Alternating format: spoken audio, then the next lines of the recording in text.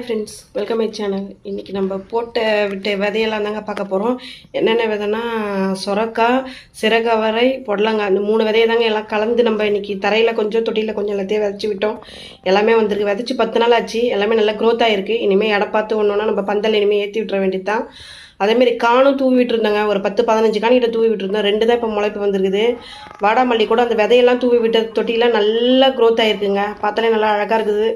அதே மாதிரி பூனை மீசை கூட நல்லா பூ வச்சு செடிலாம் வந்து நல்லா பெருசாக இருக்குது. பூ பார்க்கும்போதே நல்லா அழகாக இருக்குது. செடிலாம் நல்லா வளர்ந்துருக்கு. அப்பப்போ கொஞ்சம் கொஞ்சம் டீ போட்டு எடுத்து இது கொஞ்சம் குடிச்சிக்கிறதுங்க, உடம்புக்கு நல்லது அப்படின்னு சொல்லிட்டு. அதுக்கப்புறம் வந்து நம்ம இந்த ரோஸ் செடி வாங்கிட்டு வந்ததில் ப்ளூம் ஆகிறதுக்கே 15 நாள் ஆகுது. ஒரு மொட்டும் வந்து நல்லா மலர்றதுக்கே 10-15 நாளைக்கு மேலே ஆகிடுச்சு. மொட்டாக வாங்கிட்டு வந்தது இப்போ ஒரு பூவாக இப்போ தான் மலருது. கலர் வந்து நல்லா இருக்குது, டிஃப்ரெண்ட்டாக இருக்குது கலர் பார்க்கறதுக்கே. ஃபஸ்ட்டு பூத்த கலருக்கும் இந்த கலருக்கும் நிறைய வித்தியாசம் இருக்குது. பூத்தொட்டி இனிமேல் தான் நல்லா வளர்த்து பார்க்கணுங்க. ஓகே ஃப்ரெண்ட்ஸ், நம்ம வீடியோ பிடிச்சிருந்தா லைக் பண்ணுங்கள், ஷேர் பண்ணுங்கள், கமெண்ட் பண்ணுங்கள்.